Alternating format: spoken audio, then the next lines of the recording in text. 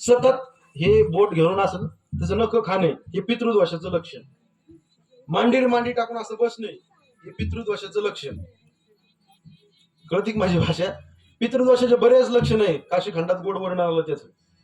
हे जर लक्षण तुम्हाला दूर घालायचे असेल तेव्हा परमार्थ करावा वाटतो, पंढरपूरला जावं वाटतं, पण जाणं होत नाही, हे पितृदोषाचं लक्षण आहे. हे जर करायचं असेल तर सकाळी नियम तुम्ही करता का नाही?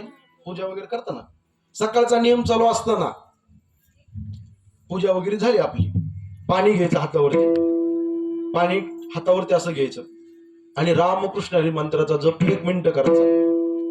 1 मिनिट. रामकृष्ण हरी रामकृष्ण हरी रामकृष्ण हरी रामकृष्ण हरी रामकृष्ण हरी 1 मिनिट जप करायचा. आणि जलधारा खाली सोडत असताना फक्त एवढं म्हणायचं, आतापर्यंत जेवढं मी नामस्मरण केलं असं ते माझ्या पितरांना समर्पित हो. रामकृष्ण हरी. किती मोठा दोष असून त्या घरातला पितृदोष तो निवारण करण्याचं काम रामकृष्ण नाम.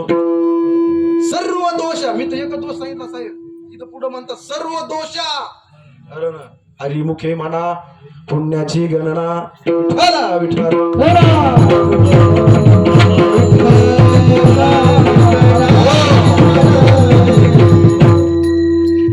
आणि हा प्रवास करत असताना प्रत्येकाला एक दिवस जावा लागणार आहे. प्रत्येकाच्या जीवनामध्ये जावा लागणार आहे. महाराज आम्ही जाणार आहे, पण आम्ही नेमकं संसाराच्या दिशेने जावं का परमार्थाच्या दिशेने? महाराज म्हणले परमार्थाच्या दिशेने जा, भक्तीच्या दिशेने तुम्ही जा.